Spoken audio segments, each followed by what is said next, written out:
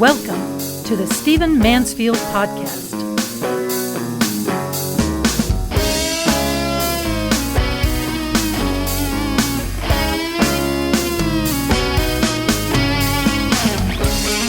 Well, welcome to the Stephen Mansfield Podcast. It's great to have you with me. Let's get to it. If you listened to my last podcast, you know that I made a pretty surprising prediction, and that is that Donald Trump is likely to win the presidential election in November. I said that this was the case because Joe Biden is going to prove to be a very weak candidate. And so we'll have fun in the coming months talking about whether Stephen's right or wrong or why he might be right or wrong. I may even have some other folks on the podcast to debate with me a little bit and enjoy learning from them. But I will say, and this is really what I want to talk about to this podcast, in recent weeks, Donald Trump's fortunes in the 2020 presidential race have been dramatically diminished, and they've been diminished by Supreme Court rulings. Remember that the current Supreme Court has not one but two Trump appointees on it, and it's moved more conservative, and yet recent rulings by the court have been quite to the contrary of the wishes of the supporters of Donald Trump and, of course, of Donald Trump himself. Let's talk about what these were. First of all, in a landmark ruling, the court allowed LGBTQ workers to be protected under the 1964 Civil Rights Act, a provision of which, of course, prevented people from being fired for handicaps, being fired for their race, being kept out of employment for those factors. Well, now LGBTQ people are included in those provisions. Of course, not at all the intentions of the court at the time, but that they are included now. And there was no exemption made for religious organizations. So you are in a situation, just speaking of the religious issues for a moment, which we often do in this podcast, you're in a situation where a church can have someone working for them who suddenly decides that they're gay, who suddenly decides they are trans, who suddenly begins to live out quite a different lifestyle than they did when they were hired, and that church will not be allowed to fire them under this provision. Now, obviously, there are going to be challenges, and obviously, there are going to be modifications as the legal process works. But that is a landmark ruling, and again, it was a ruling actually championed by some of the conservatives that Donald Trump put on the court. Then later, the court said that the DACA program was wrongly ended by the Trump administration. This is a program that allows children who are the children of illegal immigrants, but who were born in the United States, to stay in the U.S. We call them, some people call them the Dreamers. Maybe you've heard that language. But it allows them to stay in the United States and be eventually naturalized citizens. This is under constitutional provisions that we've discussed before on this podcast that allow people born in the U.S. to be considered citizens of the U.S. And so this is a huge debate in our country, as you know. Can someone be brought into the country? Can a person enter the U.S. illegally and then give birth to a child who, because they were born on U.S. soil, however illegal the process that got them here, that child is then a citizen of the United States? That's being debated and discussed. The Obama administration said these are dreamers and they need to be given a piece of the American dream. The Trump administration said, no, this is just encouraging illegal immigration. The court sided with, essentially, the Obama administration, not so much saying that all of the program is as it should be, but simply saying that the Trump administration decided to end that program in an inappropriate way. So it's still to be decided, but right now, a ruling in favor of the Dreamers, a ruling in favor of an Obama administration program, a ruling against the Trump administration. And then finally, we've just had, and by the way, it just came out this morning as I record this on Monday, the 29th of June, we've just had a ruling by the Supreme Court that denied or overturned a law out of Louisiana that has to do with abortion. Now, this is if there's any hot button issue for Trump's evangelical and conservative supporters, abortion is it. The court ruled that the Louisiana law that required that abortion doctors giving abortions in private clinics, had to have admitting privileges at local hospitals or they could not perform abortions, the court overthrew that law. In other words, it overthrew the Louisiana law. Now, I need to say that's a pretty minor thing. All it's doing, and it needs to be implemented correctly, but all such laws are doing is saying you aren't going to have two tiers of medical certification. A lower tier for abortion doctors and a higher tier for those who practice in hospitals, that you're going to have those who practice abortion, those who perform abortion in clinics, perhaps their own clinics, will have to have the status of those, at least achieve the status of those who have admitting privileges in local hospitals. Now, is this implemented by people who are trying to limit abortion? Almost certainly. But it's also a reasonable, before the law, which is blind in a sense, you understand what I'm saying, justice being blind, it's a reasonable request out of Louisiana, whatever the intent of those who actually penned that law and tried to establish it as the final law in Louisiana. The U.S. Supreme Court said no go.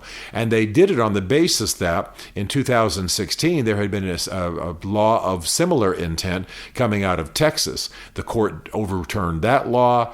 Therefore, it cited its overturning of the Texas law in 2016 in denying the Louisiana law here in 2020. So we are in a situation where three huge rulings by the Supreme Court have gone against the Trump administration. Now, in each of these three issues, you will continue to see appeals, you will continue to see modifications, you'll continue to see other case law. I think we will see the Supreme Court probably chisel away at abortion rights, as they're often penned in America. But they chose not to do it with these particular laws, largely because of how the court had ruled in the matter of abortion in 2016 with the Texas law.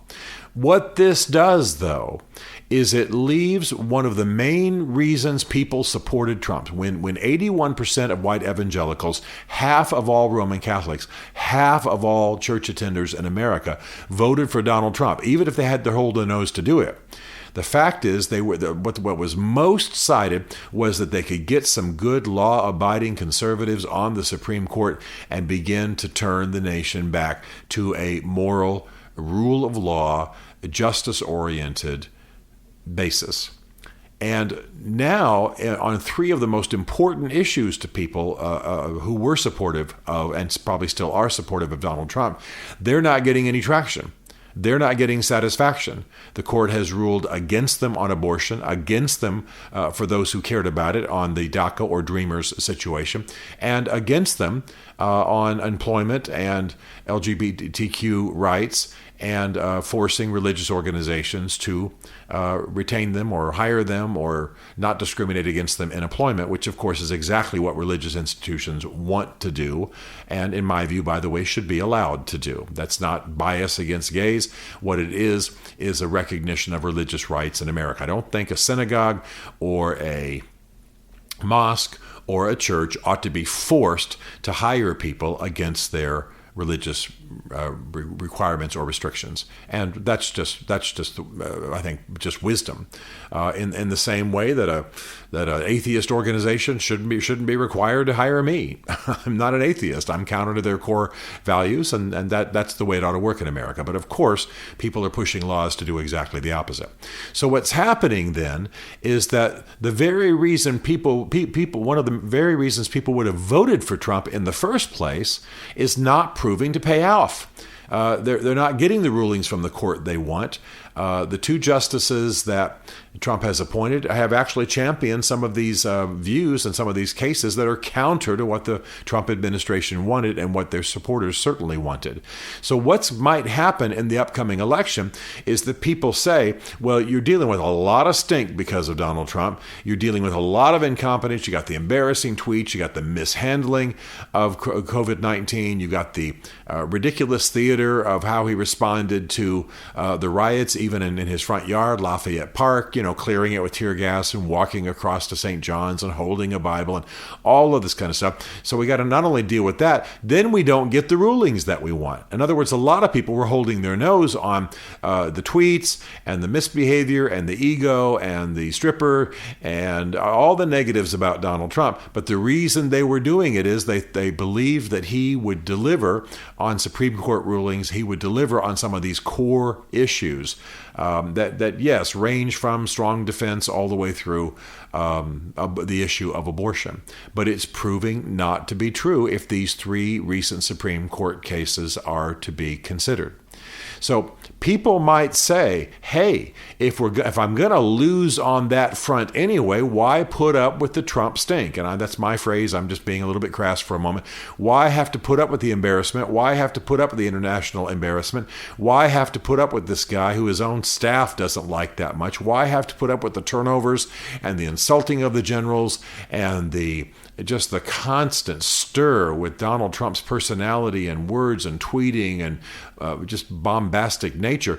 Why not go ahead and go with Biden if we're not going to win on abortion anyway? Why not go ahead and go with Biden if we're not going to win on the gay issue anyway? Why not go ahead and go with Biden if we're not going to win on immigration anyway?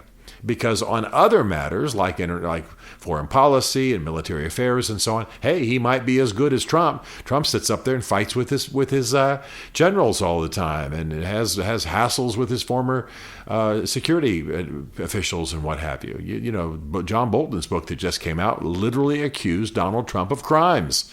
And here was a senior official who was much exalted in the Trump administration. So what's my point?